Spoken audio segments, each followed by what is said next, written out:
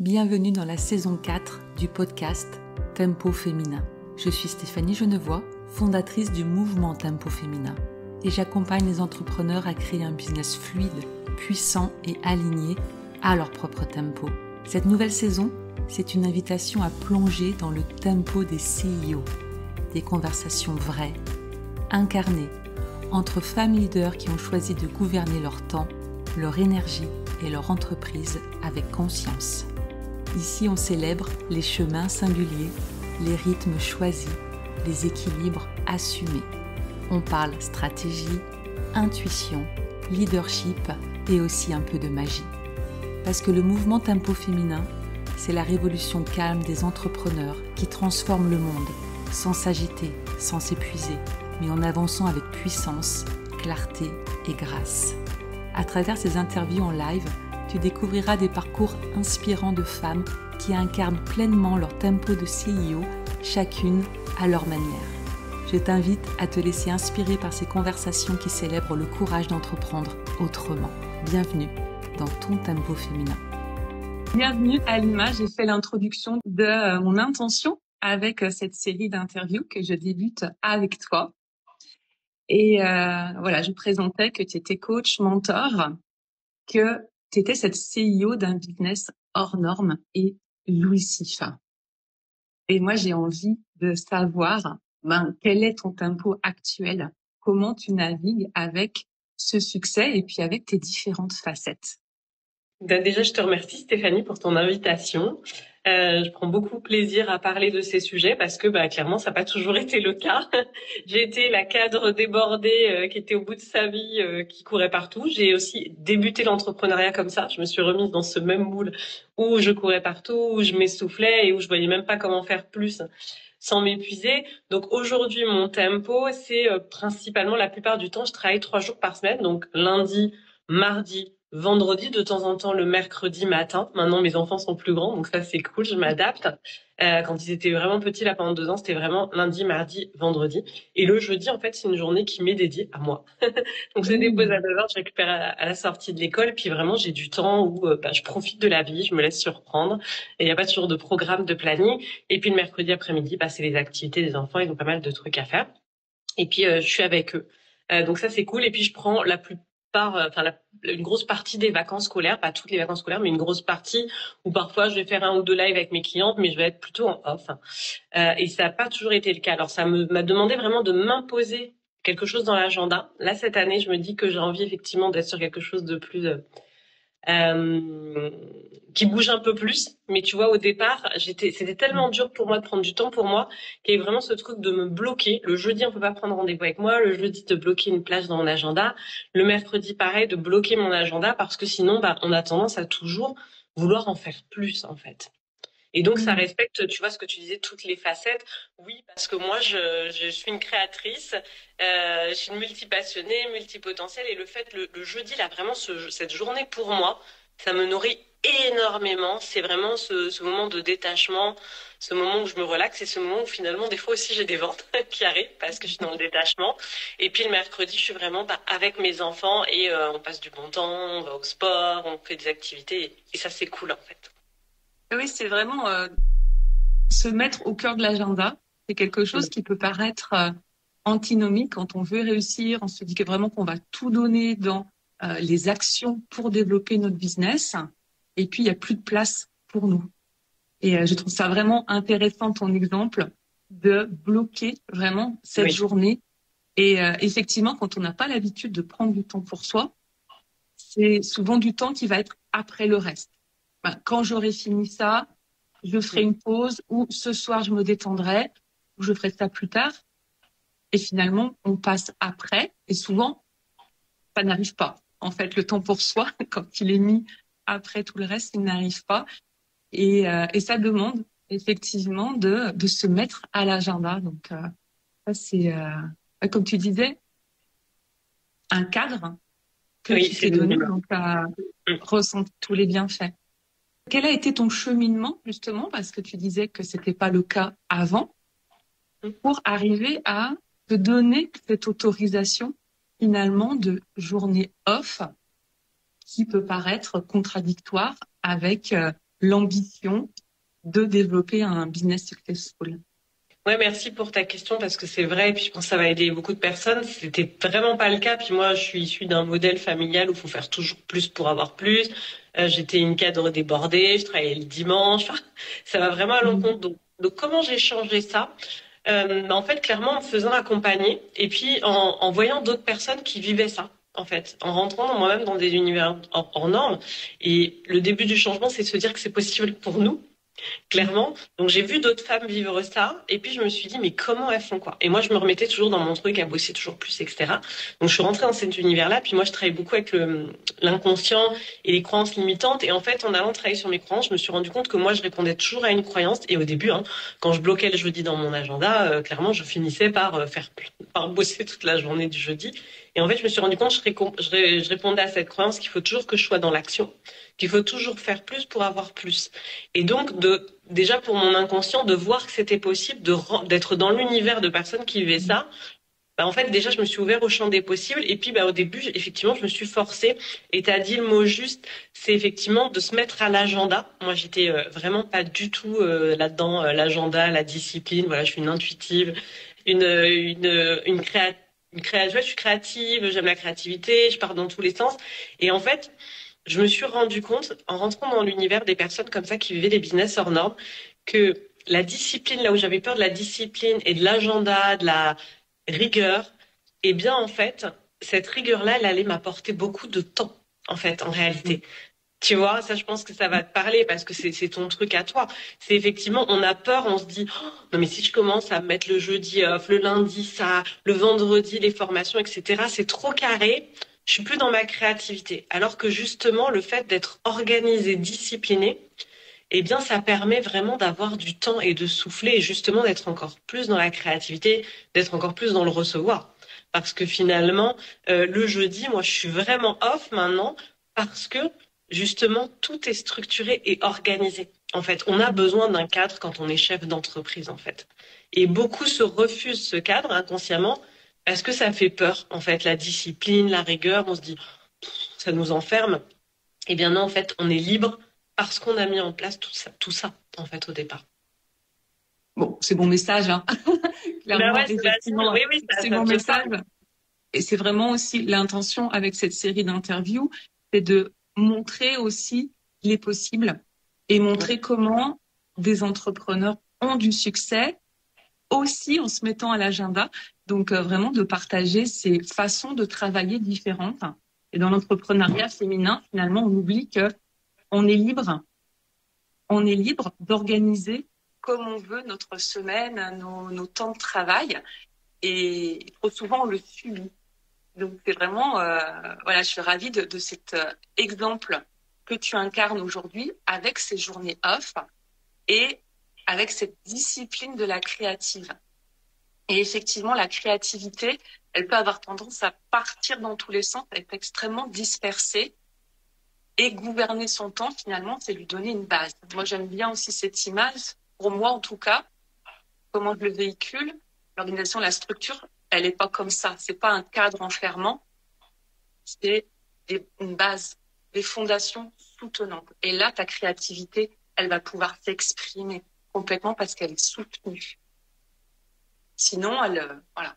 Ça part dans tous les sens. Ah non, mais je suis entièrement d'accord avec toi et c'est pour ça que je précise, c'est le fait de me faire accompagner par des gens comme toi, des gens qui effectivement ont trouvé un équilibre, qui savent gérer, parce qu'en fait tout s'apprend. Et comme on a un mode de fonctionnement qui est toujours le même, voilà, moi j'ai toujours eu ce mode de fonctionnement un peu, voilà, je vais où le vent me porte. Sauf que quand on est salarié, ça peut aller parce qu'effectivement notre employeur il nous donne un cadre, mais quand on est entrepreneur, en fait, moi je parle beaucoup de changement d'identité et si on veut plus de chiffre d'affaires, eh bien ça passe aussi par avoir la capacité d'accueillir plus de chiffre d'affaires et donc d'être organisé et discipliné. On gère pas une entreprise qui fait 50 000 euros comme on gère une entreprise qui fait 200 000 euros. Et en fait, c'est un travail qui se fait avant. Faut pas attendre d'être débordé, faut pas attendre de plus en pouvoir. Moi, aujourd'hui, je peux accueillir autant de clientes et autant de chiffre d'affaires parce que j'ai eu cette anticipation, parce que j'ai mis tout ça en place aussi. Parce que sinon, forcément que c'est le bordel, soyons clairs, et que du coup, on s'en sort pas et on peut pas créer de l'expansion s'il n'y a pas cette minimum de base d'organisation et de discipline. Donc oui, c'est inconfortable au début. C'est pour ça, je pense qu'il y a plein de gens qui fuient ce truc-là. Moi, ça l'était au départ.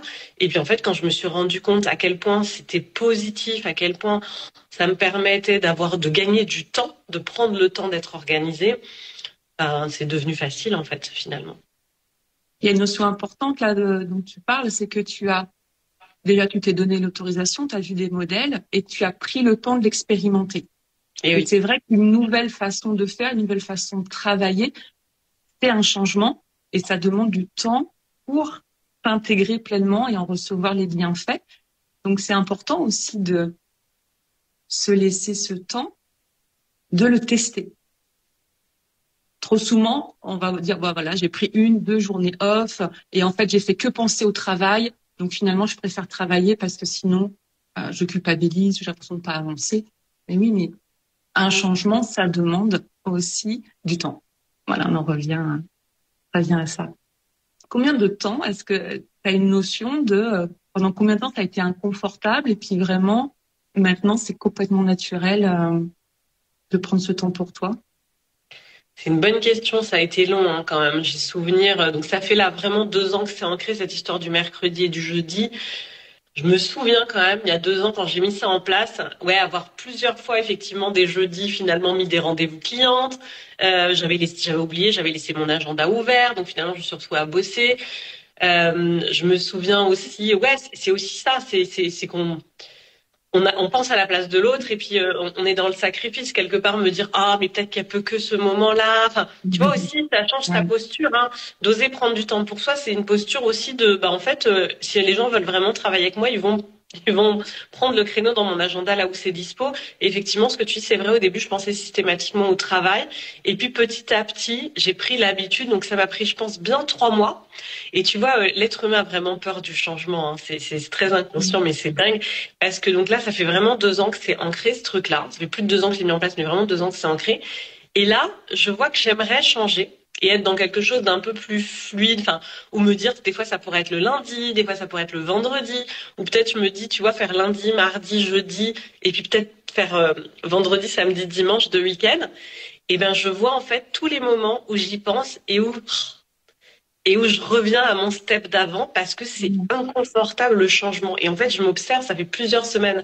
Même j'en ai parlé avec ma bras droit, je lui dis, mais en fait, ça pourrait être sympa d'avoir un week-end de 3 jours plutôt que de couper ma semaine comme ça et tout. Elle me dit, mais oui, ça fait des mois que tu m'en parles, fais-le. Ouais, mais en fait, je me rends compte que pour mon système, ça y est, ça c'est acquis. Et en fait, on se trouve des excuses. Et je m'observe à me trouver des excuses en me disant, ouais, mais mes clientes, elles ont le live le vendredi. Tous les 15 jours, si je le mets le mardi, ça va tout bousculer dans leur orga, mais non, enfin, elles sont capables de s'adapter. Mais je m'observe en fait avoir peur du changement à nouveau, en me disant mais si finalement c'est un coup le lundi ou le vendredi, est-ce que tu vas vraiment t'y tenir, etc., etc. Et en fait, c'est dingue comment on a peur du changement et de s'observer. Il y a un moment, je sais que je vais le faire. Et tu vois, déjà, c'est cette année-là, je commence de temps en temps le mercredi matin à me dire, bon, allez, le mercredi matin, je prends un peu de temps pour mon business.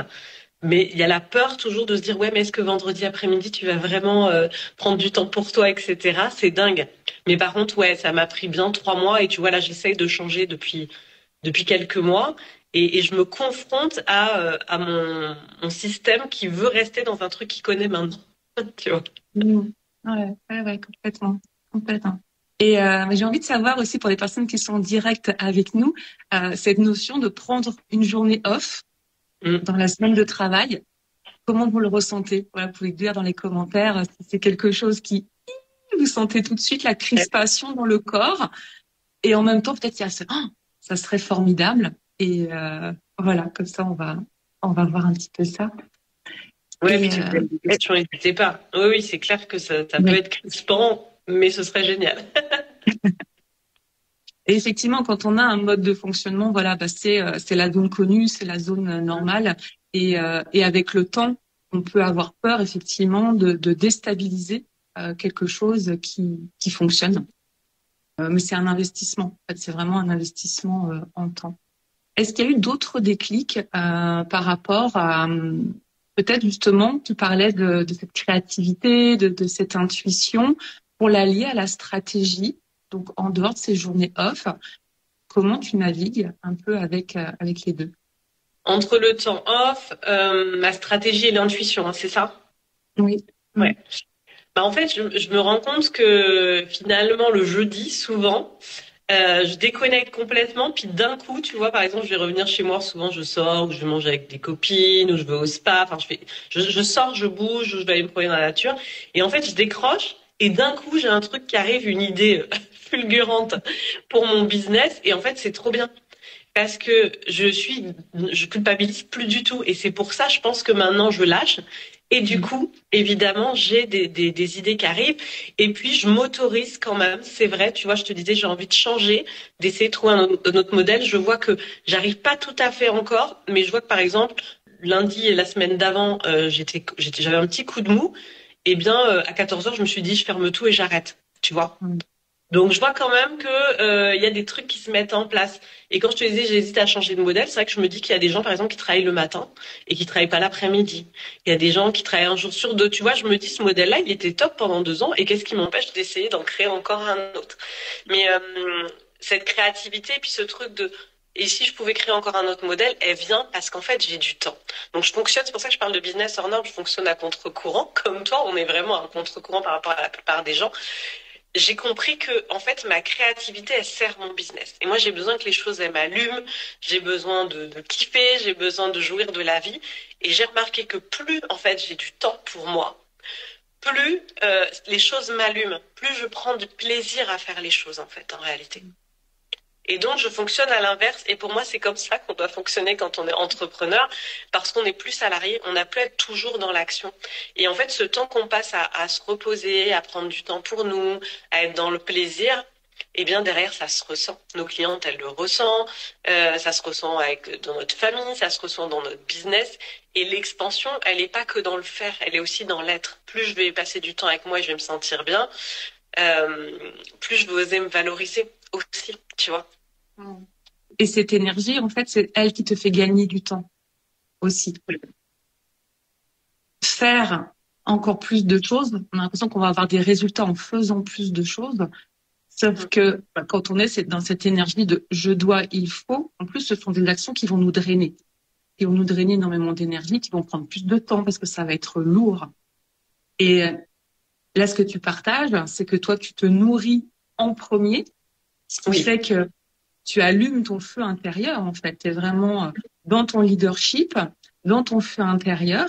Et du coup, quand tu passes à l'action, c'est focus, c'est aligné et tu agis de façon encore plus rapide et tu as tes résultats plus rapidement sans drainer ton énergie. Et au contraire, et je le sens là, et puis comme je te connais un petit peu, en fait, ces actions-là qui partent de ce feu, elles te donnent en plus de l'énergie. Tu vois, donc t'es vraiment après dans ok, je pars de moi, j'agis, agir allume encore plus mon feu et voilà, on est vraiment dans un cercle vertueux comme ça, une dynamique. Ouais, j'aurais pas, enfin, tu vois, c'est hyper intéressant. Bon, en human design, je suis projecteur comme toi et c'est hyper intéressant comment la manière dont tu viens de me parler, ça a résonné à l'intérieur de moi. C'est-à-dire, j'ai pas eu l'impression de l'avoir dit comme ça, mais quand tu l'as dit, je me suis dit, mais c'est exactement ça. Tu vois. Pourtant, moi, bon, voilà, j'ai une pensée en arborescence, hein, je peux avoir tendance à partir dans tous les sens, je le sais. Et quand moi, je l'ai parlé, je me suis dit, oh, est-ce que c'est clair? En tout cas, c'était clair pour moi. Et quand tu l'as reformulé, je me suis dit, oui, c'est exactement ça. C'est exactement ça. Puis moi, je parle toujours du travail intérieur. Tu vois, je pense à cette année, j'ai fait des gros lancements où j'ai énormément vendu, alors que l'année dernière, j'ai vendu, mais jamais en lancement. J'ai fait des événements où je ne vendais pas. Eh bien, il y a eu beaucoup de choses qui ont changé, dont le fait que là, les jours de mes événements, rien dans l'agenda. Zéro travail, zéro rendez-vous cliente, rien. C'est-à-dire que j'avais mon live à 14 heures. Je crois que c'était 14 heures, un truc comme ça. Le matin, je n'avais rien. L'après-midi, je n'avais rien pendant les 3 jours. Donc, j'étais vraiment complètement connectée à moi et je prenais le temps à chaque fois de me poser avec mon corps, justement, et de me dire, OK, quelles sont les peurs qui sont là? Qu'est-ce qui se passe à l'intérieur de toi, à l'intérieur et de nos croyances? Et en fait, prendre ce temps de se dire, mais en fait, non, je vais rien faire de ma matinée. Alors que j'ai un live où potentiellement il y a 50 personnes qui vont venir, ça peut paraître fou. Et en fait, j'ai jamais autant vendu que dans ce truc où je me suis laissé complètement l'espace d'être moi et de me reconnecter à moi et de faire des trucs que j'aime les matins où j'aime mes lives, tu vois. Ah, c'est hyper intéressant. Ouais. Mm. Vraiment, c'est hyper intéressant et je pense que c'est un discours qu'on entend trop peu. On Oui. entend trop peu de ça. C'est comment ça, t'es pas en train de préparer jusqu'à 1 minute avant le live parce que peut-être tu peux encore peaufiner ton diaporama, peut-être tu peux trouver la phrase qui va convaincre, mais non en fait, parce que c'est toi, c'est ton énergie, c'est ta posture et donc c'est vraiment important de. Ouais, j'adore C'est vraiment. nous qu'on doit Euh, convaincre, c'est surtout nous. Je rajouterais, ouais, c'est nous enfin, on doit être convaincus par qui on est. Et tu vois, c'est intéressant ce que tu dis, la dernière phrase, le dernier machin et tout. Et en fait, c'était dingue parce que j'ai vraiment écouté mon corps. Tu vois, je me souviens, les 2 premiers lives, je suis même partie sans PowerPoint, sans rien au dernier moment. Et en fait, j'étais tellement bien, tellement moi. Et évidemment, hein, voilà, je suis transparente pour que tout le monde comprenne que c'est normal hein, d'avoir des peurs et des doutes. Le matin même, j'étais en prise à plein de peurs, à plein de doutes. Est-ce que je suis la bonne personne? Est-ce que je vais y arriver? Est-ce que si? Est-ce que ça? Est-ce que je dois le faire? Et en fait, à chaque fois, je démontais chacune des peurs en me disant, mais évidemment que tu es à ta place. Évidemment que ça va bien se passer. J'ai beaucoup dansé, j'ai beaucoup été dans le mouvement et ça s'est hyper bien passé. J'ai pris beaucoup, beaucoup de plaisir et j'ai eu des retours incroyables, quoi. Ah, c'est très inspirant. J'ai, il y a un commentaire là et j'aimerais ton avis, Alima, par rapport à ça. Le fait, voilà, de se mettre en off et puis d'avoir son équipe, ses clients qui peuvent appeler et puis on n'est pas là pour répondre. Du coup, comment t'as navigué toi par rapport à ça? Moi, ce à quoi ça me fait penser, c'est je suis indispensable. C'est le mot qui m'est venu en tête. Et donc, si moi je ne suis pas là, tout s'écroule. Est-ce que c'est quelque chose que tu as vécu, ressenti et Oh, comment oui. tu as navigué par rapport à... Hyper dur ça, parce qu'effectivement, le je suis indispensable. Alors, comme je te dis, moi je répondais aux mails le dimanche soir, carrément. Quand j'étais Mhm. chef de projet, j'ai l'impression que mon équipe allait mourir si j'étais pas là. Donc ouais, ça a été hyper dur et je vais donner une anecdote, un exemple concret pour aider cette personne. Au mois d'avril, je suis partie en vacances en famille. Et j'ai carrément éteint mon téléphone pendant une semaine. J'ai des clientes, hein. Et puis j'ai des clientes, certaines sur du one-one, elles me payent 12 000 euros pour que je les accompagne. J'ai éteint mon téléphone pendant une semaine. Complètement éteint. Je suis même partie, c'est même mieux que ça, je suis partie avec la SIM de mon mari. Donc mes clientes ne pouvaient pas me joindre pendant une semaine. Par contre, évidemment, je les ai prévenues. Je dis voilà, pendant une semaine, il y a ma bras droit qui est là. S'il y a une urgence, et je pense qu'il n'y a pas d'urgence, on est sur du business pour moi, il n'y a pas d'urgence vitale, mais si jamais c'est compliqué, tu vois avec Clara. Clara était la seule qui avait le numéro de téléphone de mon conjoint, ma bras droit, et je lui ai dit, voilà, enfin vraiment, si t'as pas le choix, tu me déranges, et qu'est-ce que ça fait du bien. Une semaine sans réseaux sociaux, une semaine le téléphone éteint. Et par contre, vraiment, ça m'a demandé d'oser déléguer et d'oser faire confiance. Voilà ce que ça m'a demandé. Et je rassure cette personne qui culpabilise. Les premières fois, j'ai culpabilisé. Les premières fois, j'ai culpabilisé. Les premières fois où je suis partie, même quand j'avais le bras droit, j'ai envoyé des messages de temps en temps pour dire t'es sûr, ça va aller. En fait, c'est des étapes. Faut se faire confiance que si ton intention c'est de lâcher, effectivement, comme tu dis, Stéphanie, c'est déjà de voir que t'es pas indispensable. En réalité, t'es pas indispensable. Enfin voilà, après, si on est médecin et que notre patient a une urgence, en réalité, c'est notre mental qui dit qu'on est indispensable, qui veut qu'on soit toujours dans l'action. On n'est pas indispensable. Moi, aujourd'hui, j'accompagne des entrepreneurs. Il n'y a rien qui est vital, en réalité. Donc, oui, ça va m'arriver le mercredi et le jeudi, parfois, de répondre aux vocaux de mes clientes, mais je le fais au moment opportun, quand je vais rentrer chez moi. Je suis rentrée du spa, j'ai fait mon temps pour moi, etc. Si j'estime que, voilà, j'ai 5 minutes, je réponds au vocal, sinon c'est le lendemain et elles sont au courant que le jeudi, je suis pas censée répondre. Mais en fait, c'est de te faire confiance que, enfin, d'oser faire les choses quand on a envie, en fait, et ne plus être dépendante de l'autre, en fait, parce que dans ce truc de je suis indispensable, en fait, ça nourrit quelque chose chez toi, pas chez l'autre. Ça nourrit quelque chose chez nous de on a besoin de moi. En fait, non, toi, tu as besoin de toi avant tout. Et ce que je vois souvent aussi derrière cette difficulté à dire non, cette difficulté à poser ses limites, ça enlève finalement aussi de la responsabilité à l'autre. Oui. Et je l'ai très bien vu, expérimenté, et puis sûrement vous l'avez vu aussi, par exemple avec vos enfants. Voilà, quand ils sont jeunes, on répond tout de suite, puis à un moment donné, on dit je te répondrai plus tard. Et puis là, l'enfant, finalement, il allait chercher sa solution tout seul. Toutes les deux, on est dans ce rôle de coach et de mentor, donc c'est encore plus important aussi de remettre à nos clients cette responsabilité de OK, là, effectivement, ça va être inconfortable. T'as pas ma réponse tout de suite. Mais toi, tu vas cheminer. Donc, c'est aussi offrir le temps, l'espace-temps à la personne d'être face à elle-même. Oui, ça peut être extrêmement inconfortable, mais d'aller activer ses propres ressources en n'étant pas tout le temps là à répondre à la minute même. S'expérimente aussi, c'est toujours pareil. C'est un test, c'est pas du jour au lendemain. OK, je suis hyper rigide, on me dérange pas pendant 48 heures. Et voilà, commencer petit à petit à différer. Et comme tu le dis bien aussi, à répondre quand c'est le bon moment pour soi. C'est ça. Revenir à son timing, à son tempo. Parce que finalement, toutes ces demandes extérieures, ça devient des distractions.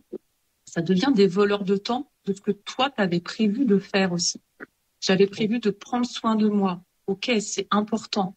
J'avais prévu de travailler sur ce projet. Si j'ai tout le temps des notifications, des coups de fil, en fait, je perds mon focus sur ce que je suis en train de préparer.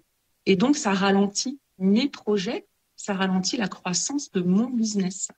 Donc, toujours important aussi de remettre les limites, de tester, de voir, de revenir à soi aussi. Ça me rend extrêmement inconfortable. Et puis, c'est tout ce travail aussi que tu proposes, toi, à tes clientes, au niveau somatique, de calmer son système nerveux. Qu'est-ce que ça dit de moi, en fait? Ouais, c'est exactement ça. Et quand tu parles des limites, c'est vrai que c'est hyper intéressant d'oser poser des limites parce que, en fait, ça va être inconfortable au départ pour la cliente et pour nous.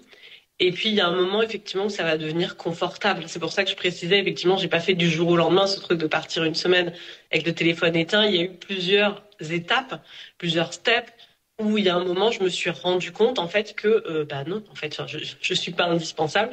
Je peux partir, je peux les laisser, je peux même éteindre mon téléphone et tout va bien. En fait, il va rien se passer de dramatique. Mais ça, t'as raison de le rappeler. Et puis, c'est vraiment le leadership, en fait. Oser poser des limites, ça peut être très inconfortable. Et c'est vraiment un truc qui va activer notre leadership, mais puissance 10 000, en fait. On cherche toujours la confiance en soi par qu'est-ce que je pourrais faire pour sortir de ma zone de confort, etc. On cherche plein de trucs à l'extérieur, là, mais juste poser des limites, c'est le truc qui nous fait franchir des énormes caps. Et tu vois, tu parlais de distraction, je voulais rajouter un truc hyper important sur la distraction. C'est que moi, j'ai mis quelque chose en place qui m'a aussi beaucoup aidé à gagner du temps et à être focus. Il y a 2 ans, j'avais une mentor et je lui disais, mais j'en peux plus, je vais sur Instagram et puis je peux passer des heures et des heures. Enfin, je me rendais bien compte que je perdais mon focus sur les réseaux. À cette époque-là, c'était à plus de 2 ans, j'avais TikTok aussi, etc. Et en fait, elle m'avait dit clairement, mais en fait, ton cerveau, il a pris l'habitude de scroller, de surfer, etc. Qu'est-ce que tu pourrais mettre en place pour vraiment que ça s'arrête? Parce que clairement, ça desservait mon business et mon propre temps perso. Donc encore une fois, je me suis forcée au début. Alors déjà, j'ai désinstallé TikTok. Ça fait plus de 2 ans que j'ai pas TikTok parce que voilà, j'y voyais pas d'intérêt à part que je passais mon temps à regarder des vidéos sans intérêt. Donc j'ai désinstallé TikTok depuis plus de 2 ans. Et Instagram, j'ai je sais plus comment ça s'appelle, un timer dans Instagram. Donc déjà, moi, j'ai aucune notif dans mon téléphone. Il faut que j'aille dans Instagram pour avoir mes notifications. Et en plus, au bout je crois que c'est 1h30, un truc comme ça, je sais plus, il me dit, attention, t'as dépassé ton temps. Et donc, toutes les 5 minutes, il me rappelle. Donc, évidemment, c'est de la discipline de se dire, là, il m'a rappelé une fois, j'arrête. Donc, déjà, ça limite mon temps journalier. Et quasiment toutes les semaines, je vais regarder combien de temps j'ai passé dans la semaine. J'essaye de vraiment rester focus. Et au début, ça m'a demandé même en plus de mettre un timer à côté en me disant, là, ce matin, c'est 45 minutes. Ce sera le max que je vais faire aujourd'hui, sera 45 minutes. Et de me forcer. Et maintenant, c'est devenu vraiment une habitude. Je vais vraiment sur Instagram pour mon business. Je ne suis plus une scrolleuse. D'ailleurs, des fois, j'ai des clientes qui me disent « T'as pas vu mon post ?» Non, faut que tu me dises d'aller voir ton post parce que parfois, je peux me connecter juste pour répondre à mes DM, faire des stories, poster et ne même pas regarder ce que les autres font. Mais tu vois, ça, c'est un gros changement que j'ai fait dans ma vie, quoi. C'est là où on est vraiment en pleine gouvernance de son temps. C'est-à-dire que à chaque instant, tu te poses cette question de à quoi je vais consacrer mon temps. Ok, là, je décide d'aller sur Instagram, mais je suis dans ma puissance. Je décide, ça sera 45 minutes et pas plus. Et après, je passe à autre chose. Donc, tu diriges aussi pleinement à quoi tu consacres ton temps.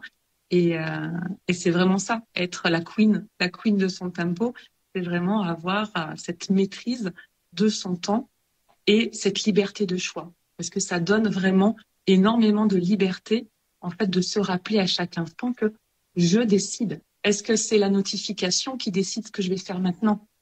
Est-ce que c'est les vidéos d'Instagram qui décident de ma prochaine demi-heure? Non, en plus, quand on est dirigeante, voilà, c'est important d'être sur ses priorités.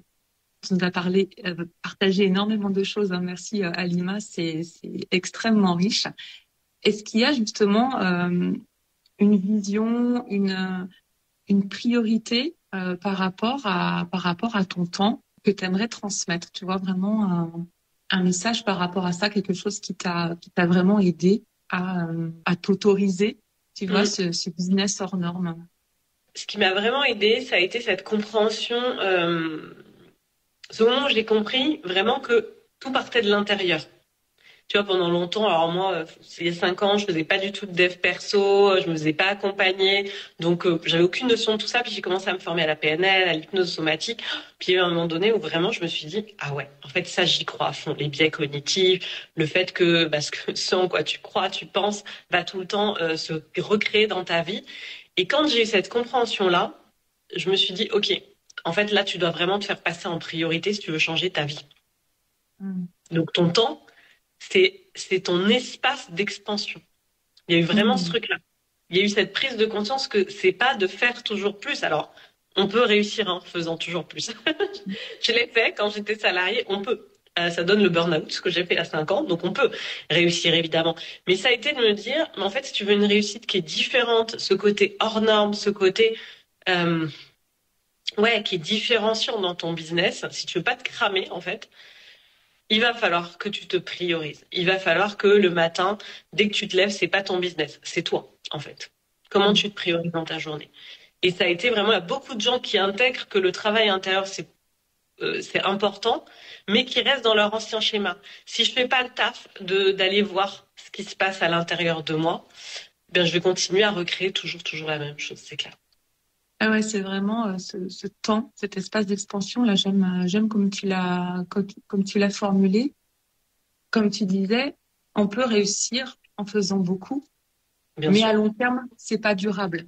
Et nous, ce qu'on veut, c'est des business, un écosystème qui nous soutiennent dans le temps. Et on veut durer dans le temps avec à la fois cette discipline, cette rigueur dans le tempo, et puis cette adaptabilité, cet espace pour la créativité, pour les ajustements et tout ce côté féminin. Et c'est vraiment tout ça, l'essence du tempo féminin. Et je trouve que tu l'incarnes parfaitement, Halima. C'était vraiment un bonheur de t'accueillir aujourd'hui, d'avoir ces échanges avec toi. Est-ce qu'il y a un dernier mot, un mot de la fin que tu as envie de partager, peut-être voilà, pour encourager les personnes qui nous écoutent à faire un premier pas pas vers voilà. Le premier pas, c'est effectivement, de se faire accompagner. Soyons clairs. Moi, j'ai regardé ta masterclass, tu vois. Pour le coup, c'est intéressant, je trouve. Aujourd'hui, je gère bien mon temps et je suis toujours dans cette curiosité de voir comment font les autres. Donc, soyez curieux et curieuses, effectivement. Toi, tu as fait une masterclass que j'ai trouvée hyper intéressante. Il y a des choses où je me suis reconnue, il y a des choses où je me suis dit, tiens, je pourrais peut-être ouvrir le champ des possibles là-dessus. C'est hyper intéressant. Faites-vous confiance que partout, tous les espaces où vous allez, il y aura des choses à apprendre. Alors évidemment, une masterclass offerte, il y a un moment, si on veut vraiment créer du changement, il faut investir. Je pense qu'on est clair là-dessus. Mais déjà, d'oser rentrer dans les espaces de personnes qui vivent ce que vous avez envie de vivre. Pour moi, ça, c'est le début du changement. Et ensuite, évidemment, le contenu gratuit, ça a ses limites. Mais déjà, d'appliquer les tips et d'aller, par exemple, à une masterclass comme la tienne, se dire, OK, où est-ce que j'y suis, où est-ce que j'y suis pas, et de vraiment mettre des choses en place derrière et d'aller encore plus loin en investissant en soi, c'est ça qui va créer le changement. il n'y a pas de changement si on est toute seule avec soi-même en se regardant dans la glace en se disant je vais changer. Soyons clairs. Il n'y a pas de changement. Il faut être ouverte en fait et pas rester seule avec soi-même parce qu'on a 50 000 pensées en moyenne par jour. Donc évidemment qu'il ne suffit pas de se dire je vais changer pour changer quoi. Donc moi je crois fortement effectivement au fait de rentrer dans l'univers de personnes qui travaillent sur cet espace-temps en fait. Ouais. Ah ouais, c'est ça, c'est vraiment ouvrir les possibles, voir que il y a plein de modèles différents, clarifier sur toi ce que tu veux aujourd'hui, ce que tu veux vivre, quel business tu veux développer, et à partir de cette vision, prendre tes responsabilités de OK, si je veux ça, il y a des changements à faire par rapport à ma relation au temps, par rapport à ma structure, par rapport à mon business model en tant que CEO. On prend ses responsabilités et on prend les décisions pour grandir. La masterclass dont parle Alima, c'est la masterclass Cadence. Et la suite, après, c'est l'Académie Tempo Féminin. C'est vraiment l'espace où je vous accompagne pendant 6 mois, progressivement, à mettre en place la structure qui va soutenir tous vos projets en respectant qui vous êtes, comment vous fonctionnez, votre vision, votre mode de vie et vos valeurs en toute sérénité. Voilà, parce que c'est ça qu'on veut aussi pour que ce business, il soutienne notre vie et ce soit pas quelque chose d'enfermant ou de drainant. Tout à fait. Ouais, et puis c'est intéressant. Franchement, je vous invite à aller le voir. Même quand on a un bon équilibre de vie, je trouve que c'est toujours intéressant de voir comment les autres fonctionnent. Et puis je pense que moi, je dis toujours le diable se cache dans les détails, ça fait rire mes clientes, mais vraiment le diable se cache dans les détails. Enfin, d'aller comme ça de s'ouvrir à le mode de fonctionnement d'autres personnes, cette curiosité-là, moi, je trouve que ça m'apporte énormément. Tu vois, c'est de me dire, tiens, il y en a qui travaillent 4 heures par jour, travaillent pas l'après-midi. Tiens, il y en a qui fonctionnent comme ça. Tiens, il y en a, là, j'ai une cliente, parce que moi, je dis toujours à mes clientes, pour terminer là-dessus, trouvez votre propre tempo, tu vois, mais limitez pas forcément le mien, c'est pas forcément juste pour vous. Et là, j'en ai une qui me disait la semaine dernière, je me demande si je vais pas faire 3 semaines à fond et 1 semaine complètement sans business, quoi. Par rapport à son cycle menstruel. Et tu vois, de l'entendre dire ça, je me suis dit, c'est intéressant ça. 3 semaines à fond, 1 semaine off. Et donc, voilà, on s'ouvre au champ des possibles en rentrant dans d'autres univers, quoi. Toujours pareil. Ouais. Et là, ça active ma créativité parce que j'adore ça. J'adore ça, créer des tempos sur mesure pour les entrepreneurs. C'est vraiment quelque chose que j'aime faire. Merci beaucoup, Alima, pour ton temps. Voilà, à tout. J'espère que ça vous a inspiré, que ça vous a ouvert des possibles. Merci beaucoup, Alima. Bonne journée tout le monde. Ciao. Merci d'avoir écouté cet épisode de Tempo Féminin, édition spéciale Tempo de CEO. J'espère que cette conversation t'a inspiré à créer ton propre tempo, à reprendre la pleine gouvernance de ton temps et à faire grandir ton entreprise à ton rythme en toute sérénité. Si cet épisode t'a plu, je t'invite à t'abonner au podcast, à laisser un commentaire ou 5 étoiles sur ta plateforme d'écoute et à le partager à une femme entrepreneur que ce message pourrait soutenir. Et pour rejoindre le mouvement Tempo Féminin, suis-moi sur Instagram @tempoféminin pour ne manquer aucun live ni aucune ressource pour t'aider à incarner ton tempo de CEO. À très vite pour un prochain épisode et d'ici là, rappelle-toi, ton temps est ton pouvoir et ton rythme est ta plus belle stratégie.